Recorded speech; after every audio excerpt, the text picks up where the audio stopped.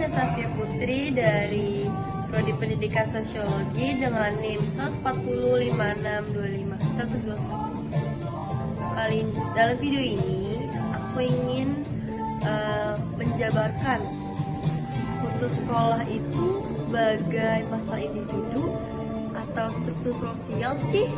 Kalau kita mendengar seseorang yang putus sekolah, apa yang pertama kali terlintas dalam pikiran kita? Yang paling sering itu biasanya mungkin dia malas, atau ya dia nggak niat belajar makanya putus sekolah. Tapi apakah benar sesederhana itu masalah mereka? Nah, dalam video ini kita akan mencoba melihat lebih dalam, apakah putus sekolah murni masalah individu atau justru berkaitan dengan struktur sosial yang lebih luas. Bayangkan seorang siswa bernama Raka.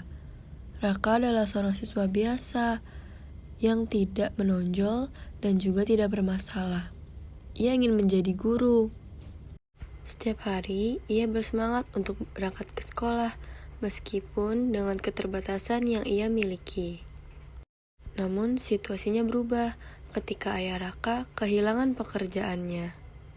Kondisi ekonomi keluarga Raka pun mulai terganggu, dan kebutuhan sehari-hari juga sulit untuk dipenuhi, dan biaya pendidikan juga semakin berat. Pada awalnya, Raka masih berusaha untuk bertahan. Ia tetap mengikuti pelajaran, meskipun harus menunggak pembayaran sekolah. Akan tetapi, ia harus mengambil keputusan yang tidak mudah, yaitu berhenti sekolah. Bukan karena ia tidak ingin belajar, melainkan karena keadaan memaksanya untuk membantu keluarganya. Dari cerita tersebut, kita bisa melihat bahwa keputusan untuk putus sekolah tidak selalu berasal dari pilihan pribadi, tetapi ada kondisi yang mempengaruhi keputusan tersebut. Jika kita lihat dari sisi individu, memang ada beberapa faktor yang dapat menyebabkan putus sekolah. Misalnya seperti kurangnya motivasi belajar, rendahnya minat terhadap pendidikan, atau tidak ada tujuan yang jelas. Nah, faktor-faktor inilah yang berkaitan langsung dengan diri seseorang dan tidak bisa diabaikan begitu saja. Namun, jika kita lihat dari perspektif yang lebih luas, terdapat faktor lain yang tidak kalah penting, yaitu struktur sosial. Struktur sosial dapat dipahami sebagai kondisi lingkungan yang memengaruhi kehidupan seseorang.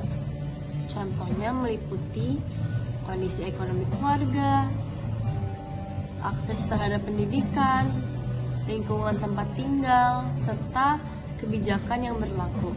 Nah, dalam kasus Raka ini, faktor yang paling berpengaruh bukanlah kemalasannya, melainkan kondisi ekonomi keluarganya.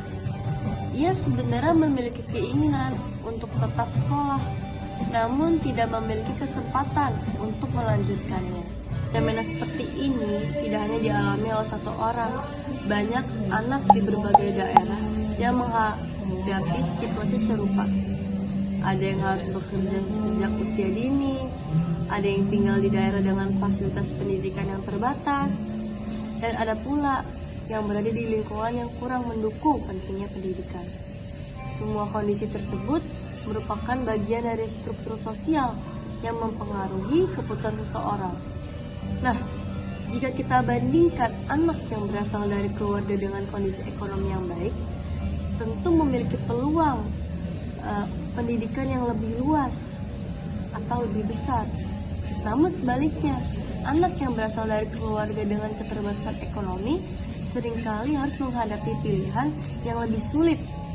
Nah, hal ini menunjukkan bahwa tidak semua individu memiliki kesempatan yang sama.